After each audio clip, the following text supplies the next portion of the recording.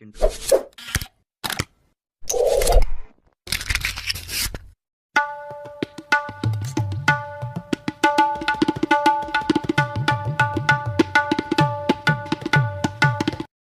पोटातील gas, acidity आणि जळजळ कमी करणारा एक घरगुती उपाय. नमस्कार, आरोग्यदा आयुर्वेद या यूट्यूब चॅनलमध्ये तुमचे स्वागत.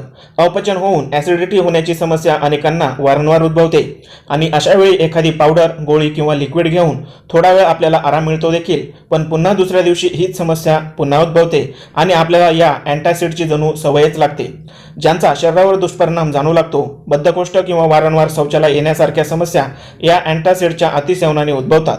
शिवाय या पावडरमधील सोडियम बायकार्बोनेट हृदयरोग्यांसाठी आणि किडनीची समस्या असणाऱ्यांसाठी तर अत्यंत घातक समजले जाते. पण असेही काही घरगुती उपाय आहेत जे शरीरावर कोणता दुष्परिणाम न करता ॲसिडिटी पूर्णपणे नाहीशी करतात. त्यापैकीच एक घरगुती उपाय आज आपण पाहणार आहोत, म्हणूनच आजचा व्हिडिओ देखील तुम्ही अगदी काळजीपूर्वक पहा. याशिवाय तुम्ही जर आमच्या चॅनलवर नवीन असाल आणि अजूनही आमचा चॅनल सबस्क्राईब केला नसेल तर लगेच व्हिडिओ खाली लाल रंगाचे सबस्क्राईब बटन दाबून शेजारील बेलवर क्लिक करा आणि आमचे असेच आरोग्यवर्धक माहितीने परिपूर्ण व्हिडिओ सर्वप्रथम पहा. तुमच्या स्वयंपाकघरातील ओवा तुमची ॲसिडिटी कमी करण्यासाठी अत्यंत उत्तम आयुर्वेदिक औषधी आहे. वास्तविक जठराग्नी मंद झाल्याने अपचन होते आणि नंतर जळजळ, गॅस, मळमळ, करपट ढेकर, तोंडाला आंबट पाणी येणे अशा समस्या उद्भवतात. पण ओव्यामध्ये एक अशी नैसर्गिक ताकद असते जी मंदावलेली पचनक्रिया सुरळीत करून जठरातील pH लेवल मेंटेन करते. पर्यायाने वाढलेली ॲसिडिटी लेवल देखील नियंत्रणात येते. आपण एक पॅन गॅसवर गरम होण्यासाठी ठेवायचे आहे. आता यावर अर्धा चमचा एवढा ओवा भाजायला टाकायचा आहे.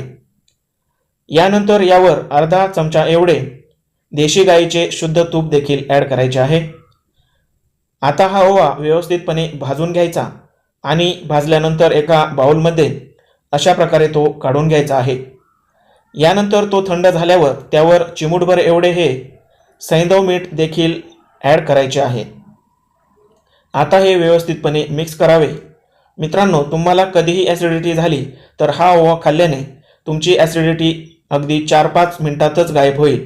केमिकलयुक्त अँटासिडच्या सेवनाने पुढील समस्या वाढवून घेण्यापेक्षा हा घरगुती उपाय केल्याने जठराग्नी प्रदीप्त होऊन ॲसिडिटी कायमची नष्ट होते.